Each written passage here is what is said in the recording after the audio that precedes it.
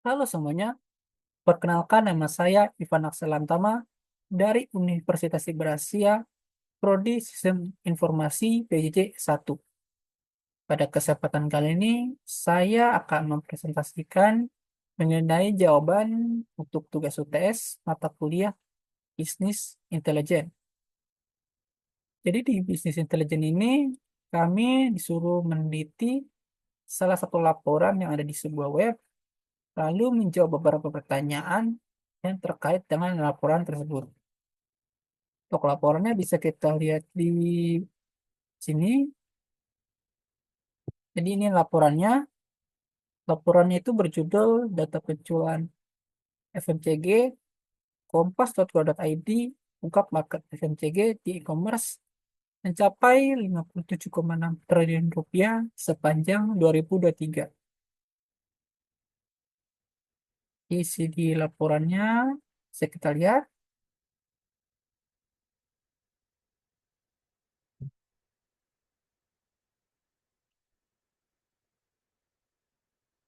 Setelah kita melihat laporan tersebut, kita akan menjawab beberapa pertanyaan. Jadi di sini untuk soal pertama, pertanyaannya adalah apakah laporan kinerja tersebut sudah memenuhi persyaratan sebagai report in business intelligence atau BI? Oke, untuk jawabannya adalah laporan tersebut secara garis besar telah memenuhi beberapa syarat sebagai report in dalam business intelligence atau BI. Karena di dalamnya terdapat data penjualan FMCG dari e-commerce seperti Shopee, Tokopedia, dan Blibli yang nantinya akan diolah menjadi informasi strategis untuk pengambilan keputusan bisnis. Di dalam laporan tersebut juga terdapat analisis penjualan FMCG sebesar 57,6 triliun rupiah pada tahun 2023 dan mengalami pertumbuhan hingga mencapai 1,03 YoY atau year on year. Yang di mana informasi tersebut sangat bermanfaat bagi pelaku bisnis untuk merancang strategi pemasaran, logistik, dan inovasi produk.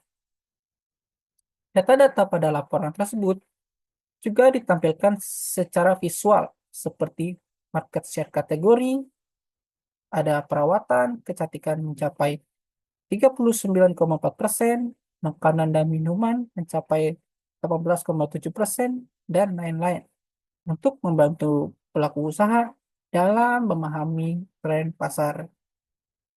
Walaupun begitu, laporan tersebut hanya bersifat deskriptif atau hanya menggambarkan data secara historis dan belum menyertakan analisis prediktif seperti penggunaan machine learning untuk memprediksi tren penjualan dan rekomendasi strategi berdasarkan data. Selain itu, tidak ada tanda-tanda penggunaan real-time data dan dashboard interaktif yang di mana itu merupakan fitur utama yang wajib dimiliki BI modern saat ini untuk memantau kinerja bisnis secara akurat dan fleksibel. Data-data yang disertakan juga hanya berasal dari 3 platform e-commerce saja, sehingga mungkin belum menggambarkan FMCG di Indonesia secara keseluruhan.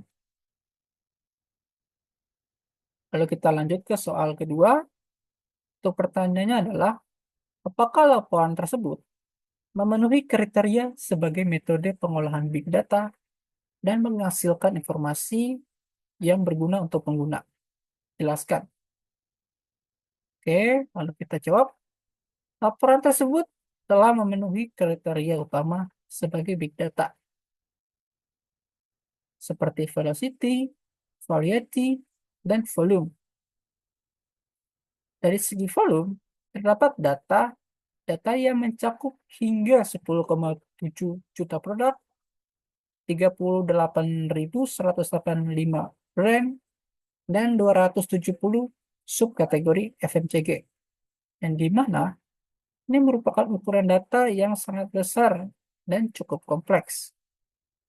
Selain itu, dari sisi variety, data berasal dari sumber yang beragam, seperti official store dan non-official store, serta mencakup kategori produk seperti perawatan kecantikan, makanan dan minuman, kesehatan, dan lain-lain.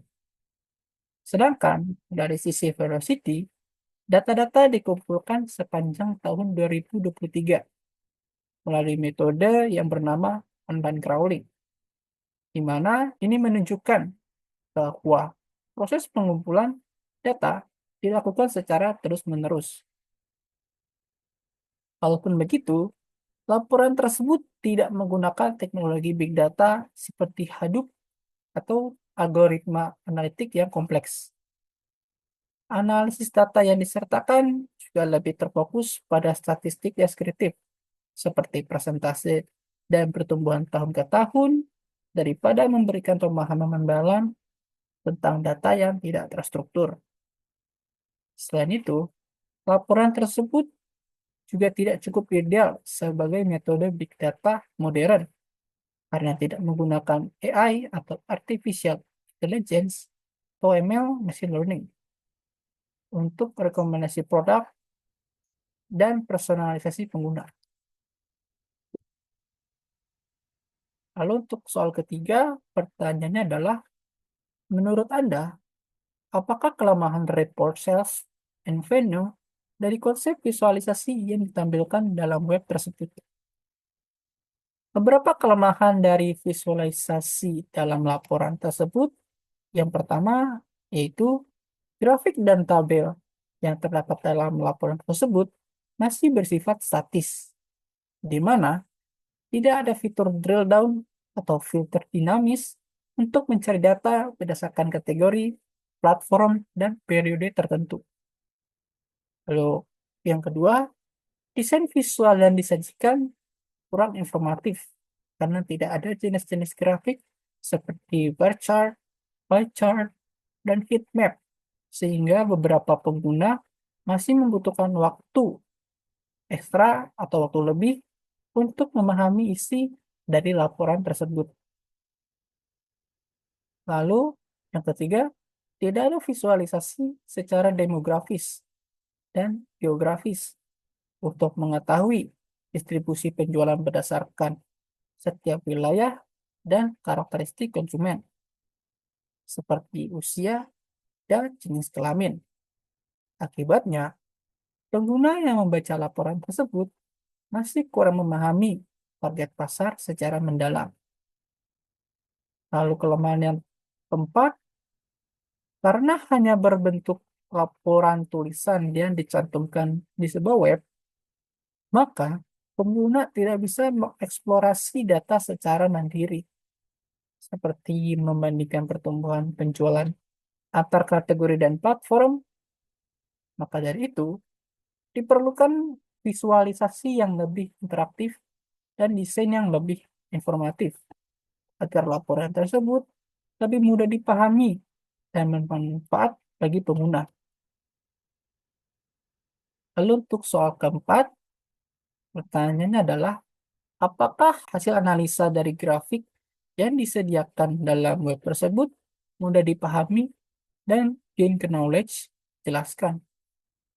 Untuk jawabannya adalah, secara garis besar, laporan tersebut telah menampilkan analisis grafik yang cenderung mudah dipahami karena di dalamnya terdapat total penjualan sebesar 57,6 triliun rupiah, lalu ada pertumbuhan penjualan mencapai 1,03% dan market share kategori seperti perawatan kecantikan sebesar 39,4%. Selain itu, tren peningkatan transaksi sebesar 42 juta juga dijelaskan dengan narasi yang ada kaitannya, seperti promosi dan strategi pemasaran. Walaupun begitu, grafik yang ditampilkan tidak terlalu menyajikan informasi yang begitu mendalam, karena tidak adanya penjelasan faktor dan penyebab di balik tren. Perbandingan dengan data tahun sebelumnya dan kompetitor juga tidak ada dalam laporan tersebut. Analisis yang bisa dilakukan oleh pengguna hanya terbatas pada statistik dasar dan tidak memperoleh informasi yang lebih mendalam dan bermanfaat seperti peluang niche market dan pengelompokan konsumen berdasarkan perilaku belanjanya. Selain itu, lalu juga tidak ada referensi tren global, sehingga pengguna kesulitan dalam menilai apakah pertumbuhan sebesar 1,03% itu tergolong tinggi atau rendah dibandingkan dengan negara-negara lain. Maka dari itu, diperlukan latar belakang penyebab, benchmarking, dan analisis strategis agar laporan tersebut semakin lebih efektif dalam membantu pengambilan keputusan bisnis yang responsif. Oke, mungkin sekian saja dari presentasi saya kali ini. Saya mohon maaf bila ada kata-kata yang kurang tepat. Terima kasih banyak sudah menonton. Salam sejahtera untuk kita semua. Hmm.